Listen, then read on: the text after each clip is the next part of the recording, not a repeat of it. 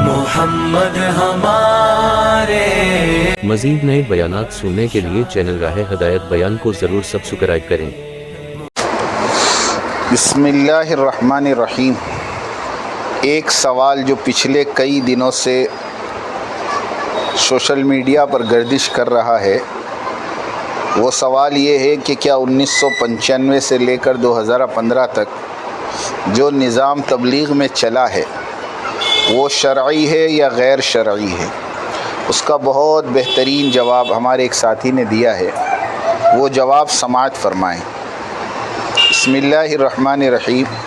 رائے دینے والے پرانے ہو، جید مفتی ہو، اور دستخط کرنے والے پرانے ہو، مفتی ہو، جو بھی ہو، اور جب بھی فیصلہ ہوا ہو، سوال صرف ایک ہی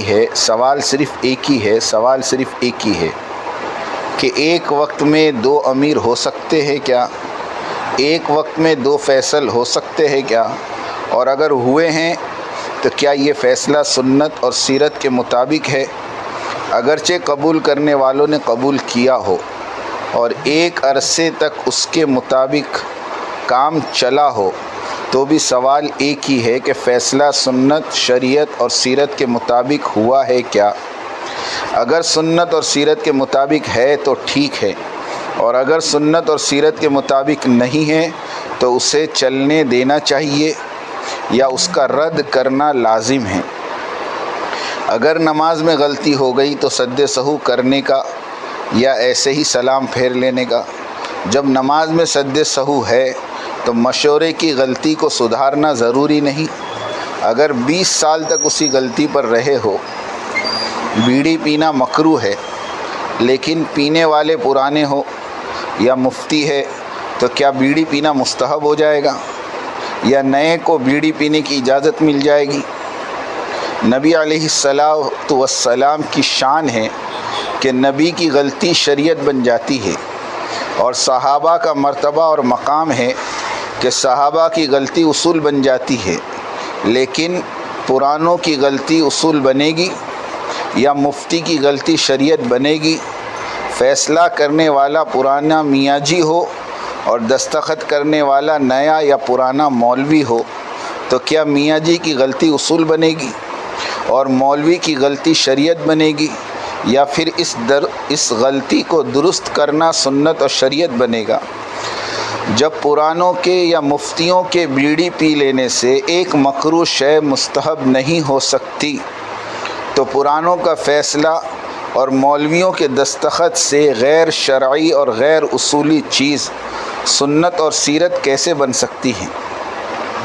ایک وقت میں 3 امیر کا فیصلہ دینے والے میاں جی اور فیصلے پر دستخط کرنے والے نئے پرانے مولوی ہو، تب بھی یہ حرکت، یہ فیصلہ سنت اور سیرت کیسے بن سکتا ہے؟ اللہ کا فضل ہے، اس امت پر اجتہادی غلطی پر اللہ کی پکڑ نہیں ہوتی، جیسے بدر کی قیدیوں کے تعلق سے اجتہادی غلطی ہوئی تھی۔ وقتی نزاکت، حکمت، منطق، مجبوری، مصلحت اپنی جگہ ہے، لیکن ایک وقت میں 3 فیصل کیسے ہو سکتے ہیں؟ کیسے تسلیم کیا گیا اور کیسے تسلیم کرے؟ یہ تو ایسا ہو گیا کہ جماعت کی نماز میں 3 امام، مغرب کی 3 رکعت کی نماز بدل کر امام 3 رکعت میں 3، ایسا ہو سکتا ہے؟ فجر کی جماعت کی نماز میں 2 رکعت میں الگ الگ امام، بیچارہ تیسرا کیا کرے؟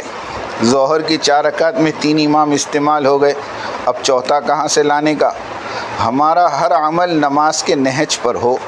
جماعت کی نماز میں ہر رکعت میں امام بدلتے ہیں، یا پھر فجر میں الگ امام، ظہر عصر میں الگ، اور جمعہ میں اور عیدین میں الگ الگ امام؟ دور راشدین میں ایسا ہوتا تھا کیا؟ سیرت شاہد ہے، بدر کے قیدیوں کے تعلق سے فیصلہ غلط ہوا، نتیجہ احد میں بھگتنا پڑا، 70 صحابہ شہید ہوئے۔ ایک وقت میں 3 امیر کا فیصلہ، نتیجہ اب تک بھگتنا پڑ رہا ہے، اور پتہ نہیں کب تک اثرات بھگتنے پڑے۔ اللہ تعالی حفاظت فرمائیں، ہدایت اور تربیت اور اصلاح کے فیصلے فرمائیں۔ آمین آمین آمین۔ وآخر دعوانا ان الحمد للہ رب العالمین۔